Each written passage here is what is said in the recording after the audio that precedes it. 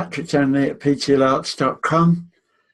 Right, today I want to talk a business, first dig into social media. Again, still on the thinking process around it, not going deeply into any of them, but from the point of view as an artist, as me as an artist. So I paint landscapes, portraits, watercolours, got a couple of little ones up there. I do like cards and t-shirts and postcards, and my dog is just here. My dog's just decided she wants to go out. so okay, first dig into social media. This time I want to have a cursory glance at the different social media platforms. Straight away, I just want to cover the mindset. As you are reading this article, there's a pretty good chance you're a social media person, individual anyhow already, otherwise you wouldn't be here looking at me. So I'm noticing that the further I go into different potential customers, what is important is how they relate to different media.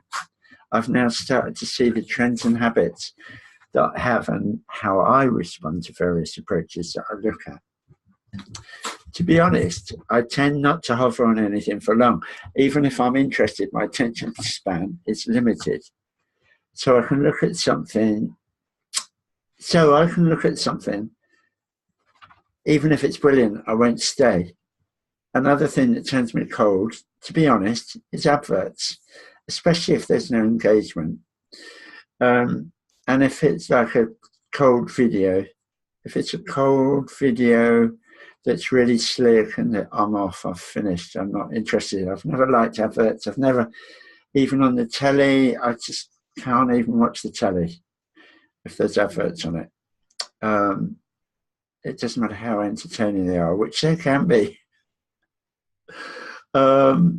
It's engagement that I enjoy. So recently I get drawn into videos, and I like that because it feels like I'm talking to somebody on the other side of the screen, like you're watching me, hopefully. I'm here. Hi, I'm real nice to see you, and I hope you're well, and I thank you very much for watching. It just helps, doesn't it? Because it's like, oh, he's human. Wow. So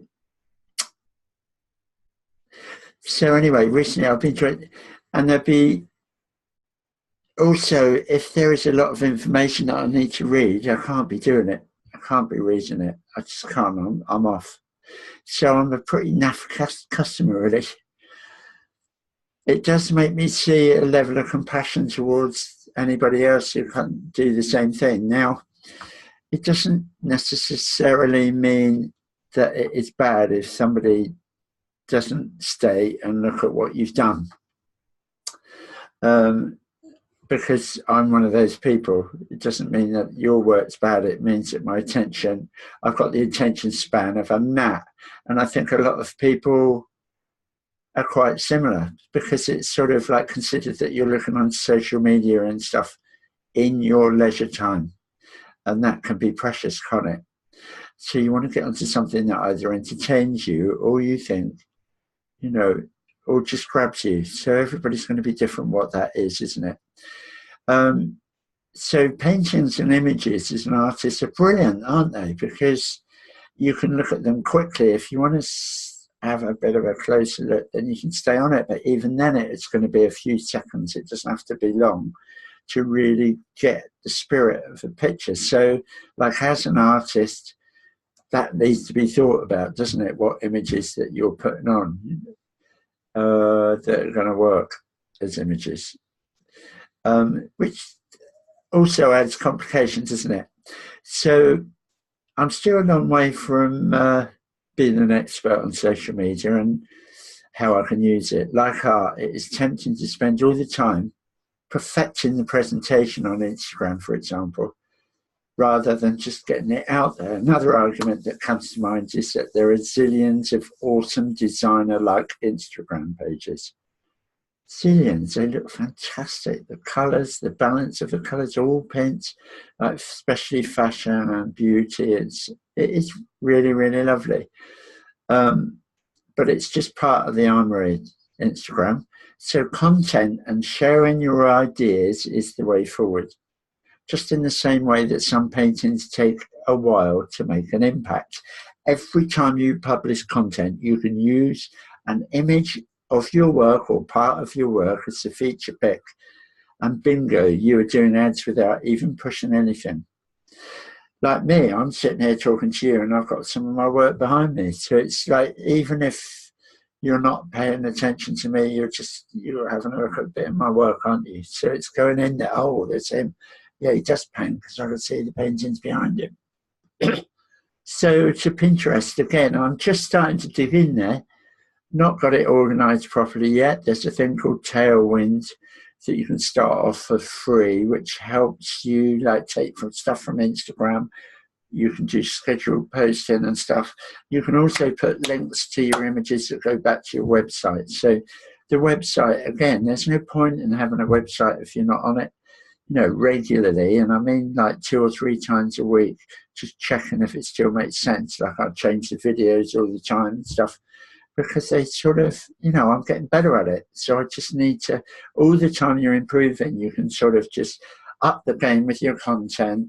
You learn a bit more about that optimization. You learn more about this. You learn more about that. So that's the thing. It needs to be proactive. You don't just get to a place where that's it, because there's always new gadgets and things coming out to help you.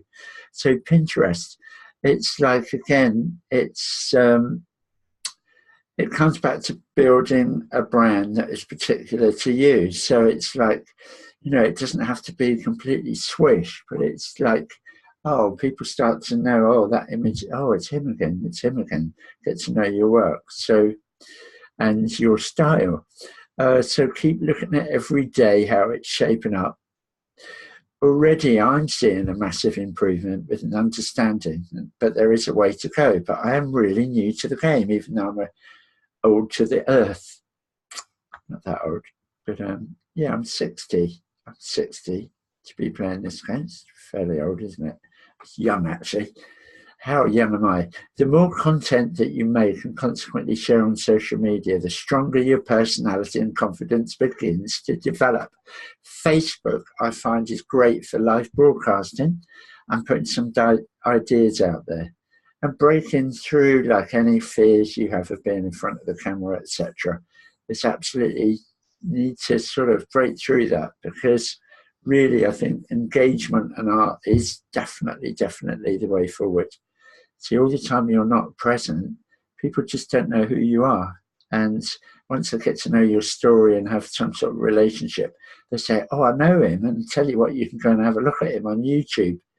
That picture on there, oh yeah, he's quite a character.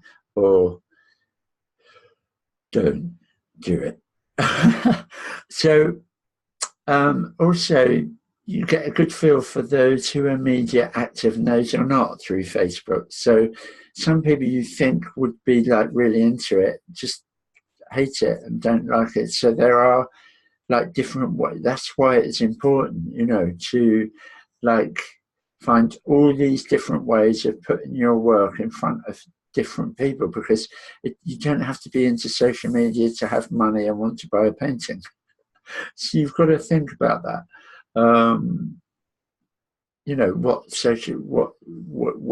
What do they look at? Is there something they look at or not? Is it YouTube? Is it this, that, and the other? Is it exhibitions? Well, invite them, etc. So engagement or understanding of all platforms as an artist is really useful. Also, the brand perspective as it develops will gradually show on all the channels that you use. I've changed my stance a few times, but stuck with my name initials because I'm already getting known as PTL. In fact, a good friend of mine coined the phrase a few years ago. So FB, Insta, Pinterest need to be investigated. Publishing content as video and or blog is a great way to show your work and share your integrity. I use Twitter as, again, it gets your images out there. If you paint landmarks, for instance, you can direct tweets to those places. I did this to the I360, a tower in Brighton, UK, where I live, and sold a painting when they used my image on their banner for a month. So you never know. as artists, it's great to see what works and what doesn't. In paintings, for example, yellows don't get a good balance on screen. When I researched this a bit with Netspert Printer, I discovered that it's the same when printing a scan of a painting.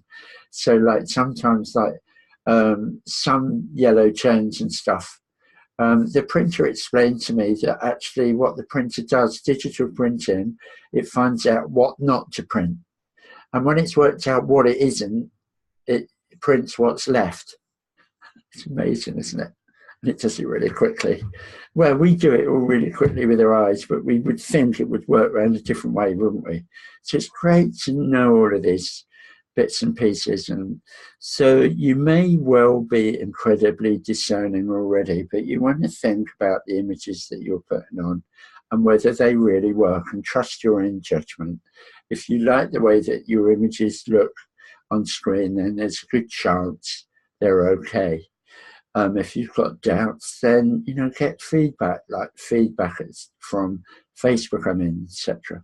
So take time to set up some accounts and learn how they work. There's a lot of people giving great tips out there on YouTube, etc., on how to do it. Some of it will be leaning towards how to use it to make money, but they're still really, really useful because they show you the nuts and bolts of how it works. I'll be going into each platform in more detail in the coming weeks, indeed, as I go more into them as well. So you can optimize and use them to the best possible way that you can. So there you go. There's another installment in my Art of Business videos. Please have a look at the other ones. Give us a thumbs up if you like it, thumbs down if you don't. Have a look at ptlarts.com if you want to have a look at a broader range of my work, etc., etc. Some more bonkers videos. Thank you very much. Have a great day.